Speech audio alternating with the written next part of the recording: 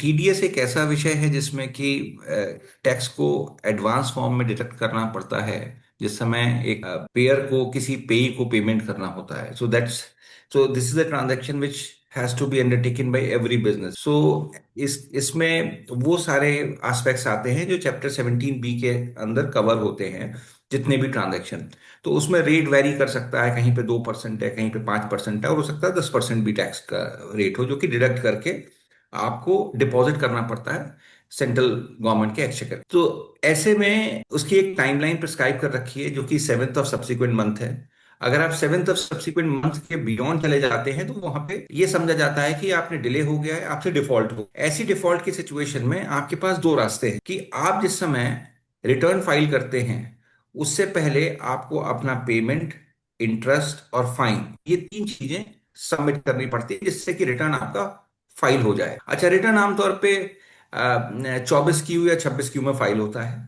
जिस समय return file हो जाता है, रिटर्न फाइल होने के बाद एक इंटीमेशन जनरेट मेरे मैक्सिमम 7 डेज के अंदर इंटीमेशन जनरेट हो जाता है, जिसमें अगर कोई आउटस्टैंडिंग है वो भी सामने निकल आता है। जब इंटीमेशन जनरेट हो जाता है, कोई आउटस्टैंडिंग आता है, आप उसको भी डिस्चार्ज कर देते हैं, तो सवाल ये आता है कि आमतौर पे हर बिजनेस इस बात को भूल जाता है कि इसके बाद भी कोई समस्या आ जाती है क्योंकि किसी एक टाइम पे नॉन कंप्लायंस हुआ है। यहां पे नॉन कंप्लायंस का मतलब है कि डिलेड डिपॉजिट। ओके। हम उस सिचुएशन को कॉन्template नहीं कर रहे हैं जहां पे कंप्लीट डिफॉल्ट है, कि आज तक उसने जमा ही नहीं किया कुछ भी और रिटर्न भी फाइल नहीं किया। सो वो सिचुएशन को हम अभी अपने डिस्कशन में नहीं ला रहे हैं जहां पे नॉन फाइलर की सिचुएशन है। दूसरे, there is a complete default on the part of the payer. तो अब ऐसे में जब ये सिचुएशन होती है तो उसका डिफॉल्ट कंटिन्यू करता है। और for the purpose of reference मैं बता रहा हूं, और उसके बाद जिस समय पेई ने अगर 139 में अपना रिटर्न फाइल कर दिया है तो उसका जो डीम डिफॉल्ट है वो वहां पे जाके एंड हो जाता है। ऐसी स्थिति में उसके ऊपर जो पेयर है लाइबिलिटी बनती है कि इंटरेस्ट कंपोनेंट की उस पीरियड का, जिस पीरियड में उसको पैसा डिडक्ट करना था ड्यू डेट से लेके 139 की डेट तक, जब तक कि पेई ने उस रिटर्न को सबमिट नहीं कर दिया है।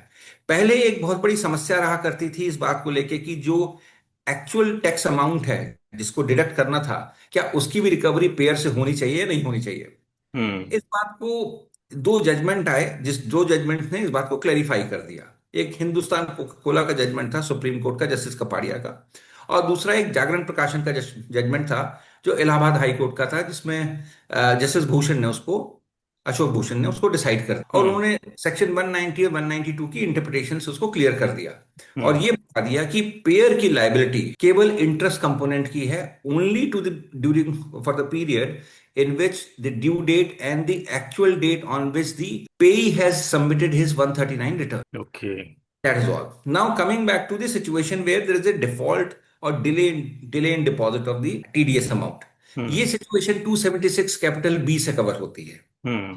276 कैपिटल बी एक ऐसा सेक्शन है जो कि बहुत ही ड्रैकोनियन वे से जिसको कि अब। इंटरप्रेट किया गया है डिपार्टमेंट के द्वारा। मैं इसको ड्रैकोनियन क्यों कहता हूं? एक, कि अगर आपका 6 महीने से बियॉन्ड का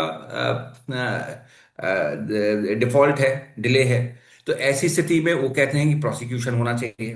दूसरा, ओके। उसमें 25 लाख रुपए की एक लिमिट उन्होंने सेट कर दी है कि अगर 25 लाख रुपए और 60 डेज का टाइम है, सो द प्रिस्क्राइब जो थ्रेशोल्ड लिमिट है टाइम की और थ्रेशोल्ड लिमिट है जो अमाउंट की, इसके बियॉन्ड उनका कहना है कि प्रोसिक्यूशन इज एमिनेंट, मतलब प्रोसिक्यूशन होना ही है, प्रोसिक्यूशन रुक नहीं सकता है।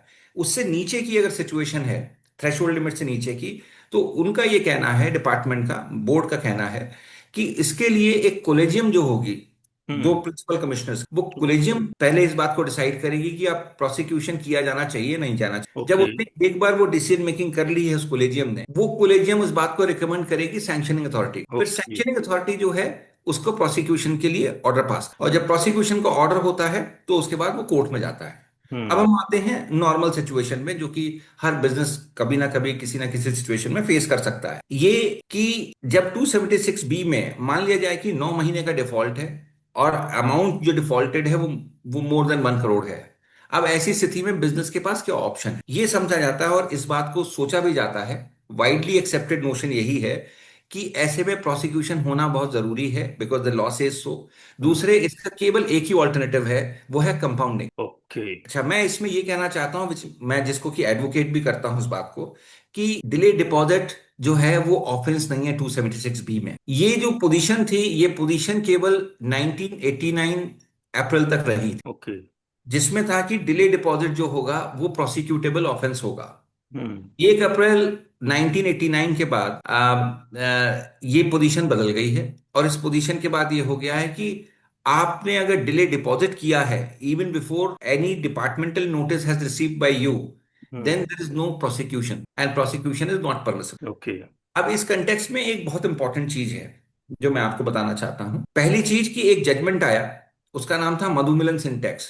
हम्म। मधुमिलन सिंटेक्स का जो जजमेंट था वो आया है आपका 2007 में। हम्म।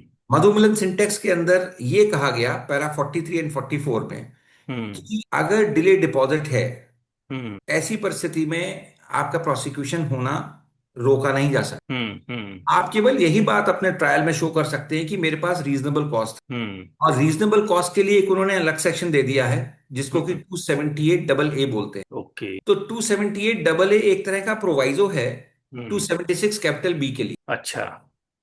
तो आपको, अच्छा ये बात कि क्या वहां पे आपके पास रीजनेबल कॉस्ट था या नहीं था, ये हाँ। बात केवल ट्रायल में डिसाइड हो सकती है। ये फैक्चुअल एस्पेक्ट है।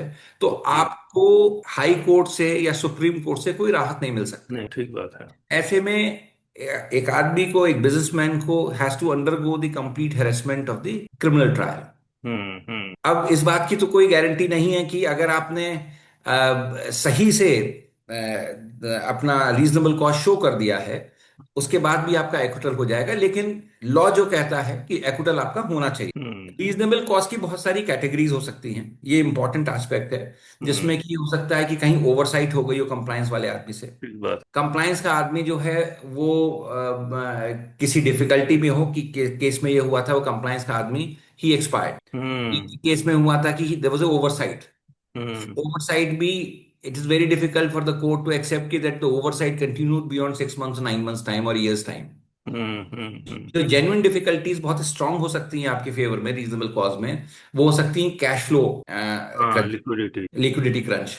दूसरा ये हो सकता है कि कोई डेट रिस्ट्रक्चरिंग हुई हो और कोई एस्क्रो अकाउंट और अकाउंट के ऊपर आपका कंट्रोल खत्म हो गया हो। तो ठीक बात। आमतौर पे फाइनेंशियल इंस्टीट्यूशन ये करते हैं कि अगर आप डिफॉल्ट करते हैं before you become NPA, then you undergo the debt restructuring, and in that case they take control of your finances and accounts.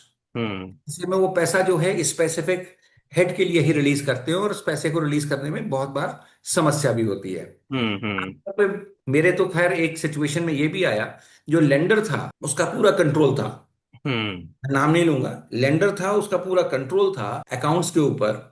और वो अकाउंट्स के ऊपर जब कंट्रोल था तो वो उनकी रिक्वेस्ट करने पे ही वो उसको फंड को रिलीज करता। ओके। तो अब समस्या ये हुई कि जिस समय वो इंटरेस्ट की सर्विस कर रहा है, जो बोरोअर है, बोरोअर को उसमें टीडीएस डिपॉजिट करना। ओके। तो लेंडर जो कंट्रोल कर रहा है वो उसको टीडीएस डिपॉजिट करने की परमिशन ही नहीं देता। 6 6 महीने निकल जाते, सात ठीक। सात महीने निकल जाते। अब 6 6 7 7 महीने निकल जाने के बाद अगर डिफॉल्ट हो गया और आप उसी से परमिशन मांग रहे हो और वही हम्म। परमिशन नहीं दे रहा है, तो आप हेल्पलेस। तो चीजें आपके हाथ में नहीं है, कंट्रोल में नहीं। इन परिस्थिति के अंदर ये माना जाना चाहिए कि ये एक जेन्युइन और रीजनेबल कॉज है, और इसकी वजह से प्रोसिक्यूशन ड्रॉप होना चाहिए इन परिस्थिति। इसके अलावा एक बहुत स्ट्रांग सिचुएशन ये होती है जिसमें सीआईआरपी होती अच्छा। है। अगर इंसॉल्वेंसी इनिशिएट हो गई है, इंसॉल्वेंसी इनिशिएट होने के बाद आपका टीडीएस डिफॉल्ट के लिए प्रोसिक्यूशन नहीं हो सकता। तो ये हम आ गए इस बात पे कि 276 कैपिटल बी का जो एक्सेप्शन है वो 278 डबल एक ए है। डबल ए है। Double A. अब आ जाते हैं एक दूसरे इंपॉर्टेंट एस्पेक्ट के ऊपर कि भाई लिमिटेशन पीरियड क्या है। हम्म। हम्म। भाई डिपार्टमेंट जो है वो एक सोर्ड को हैंग करे रहता है इंडेफिनिट पीरियड। हम्म। ठीक बात है। वो वो एक डेफिनेट इंडेफिनेट पीरियड के लिए सोर्ड को हैंग किया रहता है। अच्छा, वो ये कहता है डिपार्टमेंट कि भाई इसमें लिमिटेशन पीरियड कोई एप्लीकेबल नहीं है। हम्म। हम्म। ठीक है, लेकिन इस समस्या का जो समाधान किया है वो एक सर्कुलर आया है। वो सर्कुलर है दिसंबर 2016 का। हम्म। वो स्टैंडर्ड ऑपरेटिंग प्रोसीजर है जो कि बोर्ड ने नोटिफाई किया। हम्म। उसकी धारा 5.1 में उन्होंने टाइम लिमिट दे रखी। टाइम अच्छा। लिमिट जो है, अगर टोटल टाइम लिमिट उस टेबल की देखें तो 210 दिन की निकल के आती हम्म। तो 210 दिन कैसे काउंट होंगे, एक बहुत बड़ा सब्जेक्ट और बड़ा ट्रिकी सब्जेक्ट है। हाँ मैं ये कहना चाहूंगा कि 210 दिन जो हैं हाँ। शुरू होंगे from the date of detection से। From the date of detection से। हाँ। ओके। अब डेट ऑफ डिटेक्शन क्या होगी, let's look at that date of detection.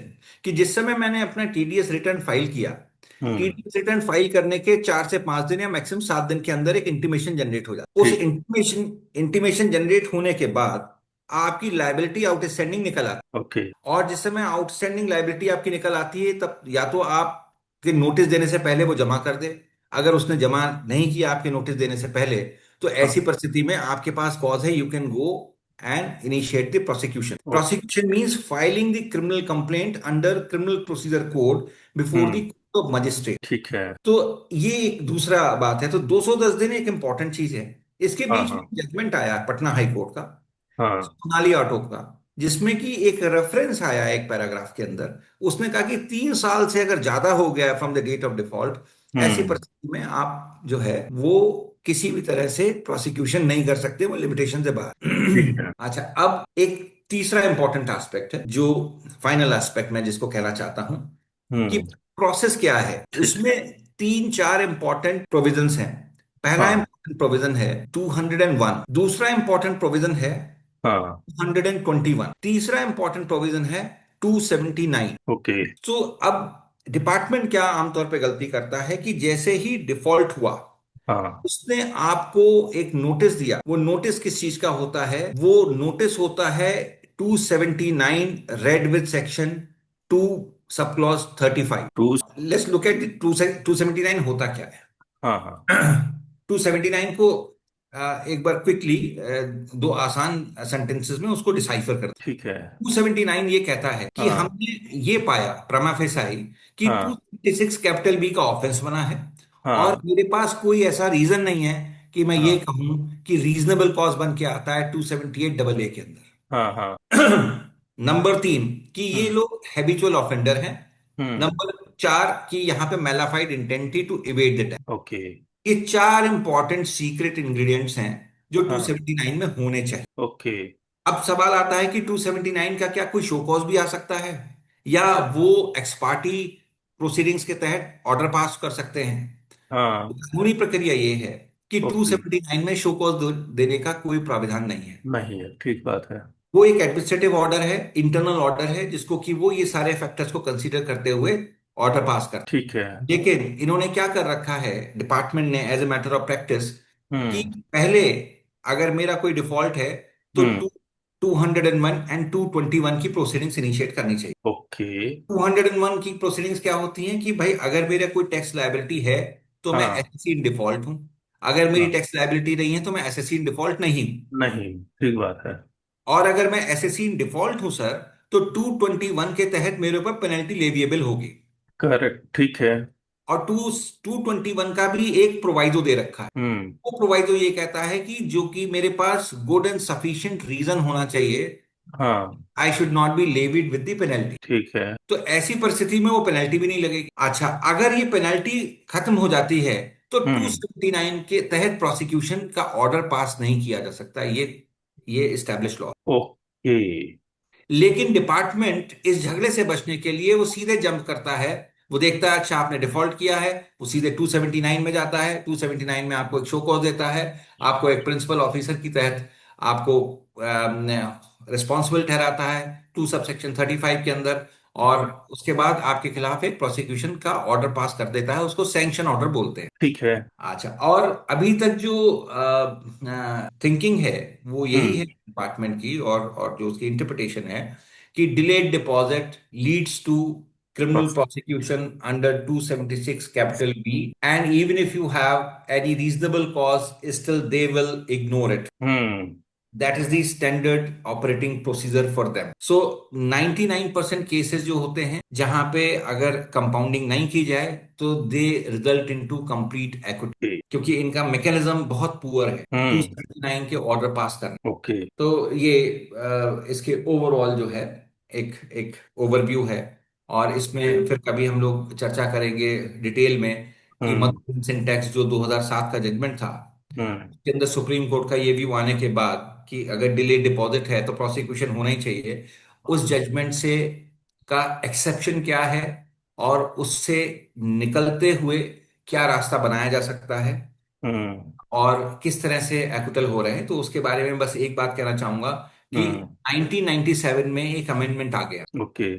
और बड़ा इंटरेस्टिंग बात यह है कि वो 1997 का जो अमेंडमेंट आया फाइनेंस एक्ट से, हाँ। उस अमेंडमेंट से उसने पूरे स्ट्रक्चर को चेंज कर दिया। ठीक है। क्योंकि मधुमिलन सिंटेक्स का जजमेंट जो था सुप्रीम कोर्ट का, वो फाइनेंशियल ईयर 88 और 89 का था, और हम्म। ईवाई 89 90 था। हम्म। उस समय जैसी लैंग्वेज थी 276 बी की, वो हम्म। लैंग्वेज 1997 के बाद नहीं रही। नहीं रही। और ये बहुत ही इंपॉर्टेंट एस्पेक्ट है। अगर उस एस्पेक्ट को गहराई से सोचा जाए तो हाँ। उसमें ये मालूम पड़ेगा कि delayed deposit is no more an offence under 276 capital. Okay. So this is how I conclude. I want to rest my case now.